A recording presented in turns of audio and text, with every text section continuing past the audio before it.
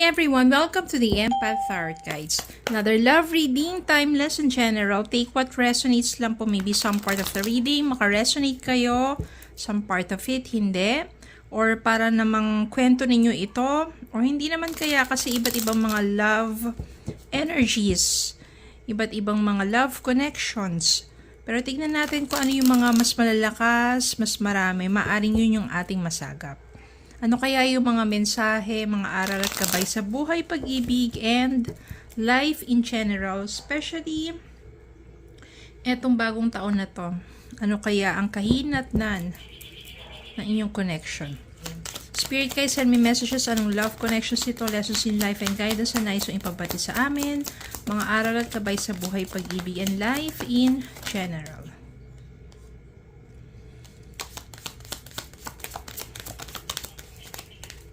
Okay, start tayo sa mga messages na to.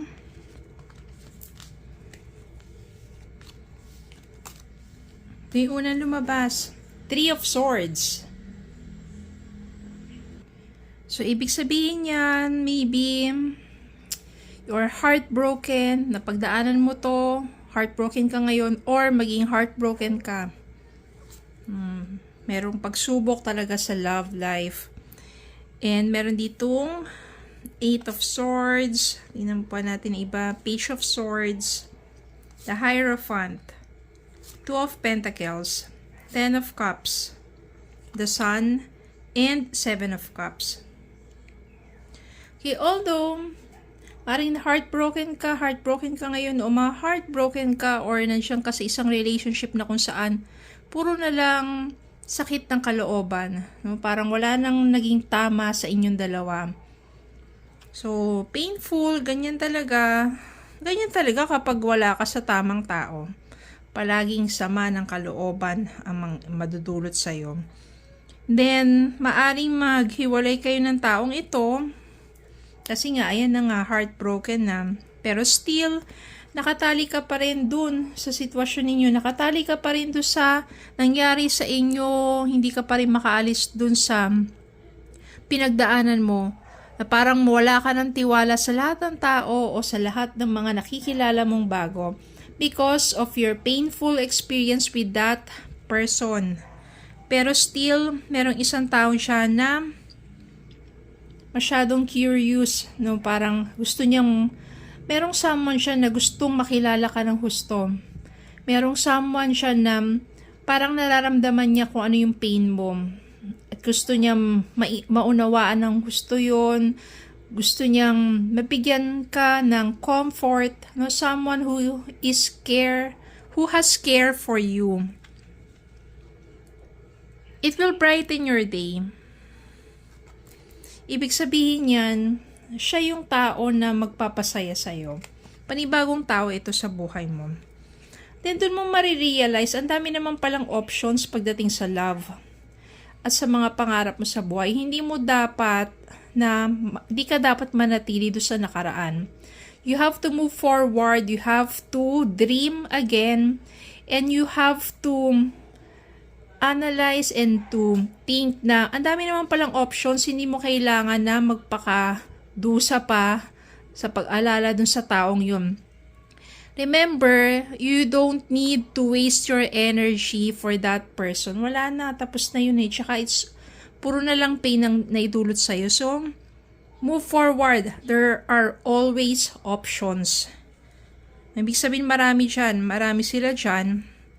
Maybe hindi lang isa. Pero itong isang to, siya yung talagang masugid na gusto kang kilalanin at very thoughtful tong isang to.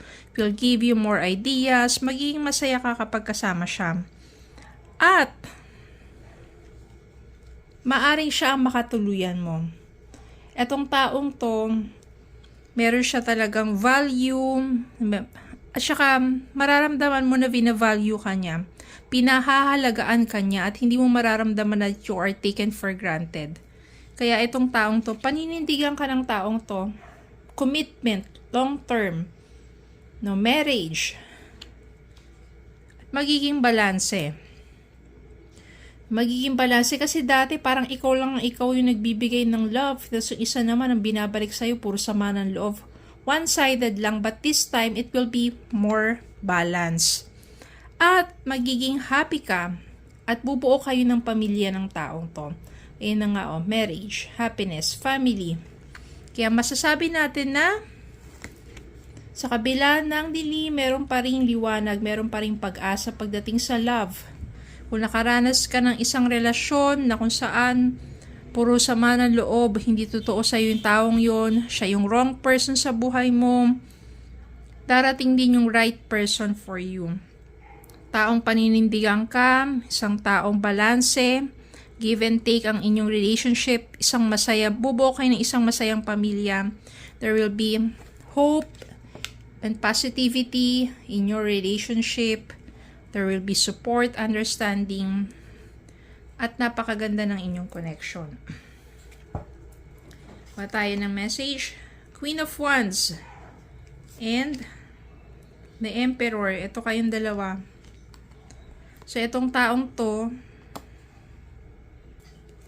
kaya itong dalawa, Queen of Wands, you raise your vibration, you become, vibrant, you become more attractive, no? Pinakita mo talaga sa mundo na you are strong, no? Kahit na naging heartbroken ka, tumayo ka, tumindig ka muli, and you become more attractive. At itong person na to, si the Emperor, ito masasabi natin, stable na ang relationship ninyong taong to. Siya yun, stable to, mas control, sabihin natin na mas protected ka, mas secured ka sa taong ito.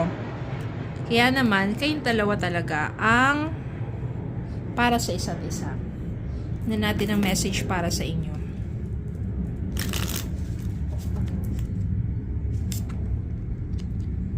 Let go of the need to control. Allow the situation to unfold naturally. Masyado mo kinokontrol itong kaya siguro ito rin yung taong na dulot sa'yo ng sama ng loob. Maybe kala mo magbabago pa siya pero no. So yun na nga, you have to let go of that. Be optimistic. Keep in mind that you create your reality. You can't attract love with a negative mindset. So just be optimistic. After heartbreak, just be optimistic. Kaya nga meron ditong sun. Positivity.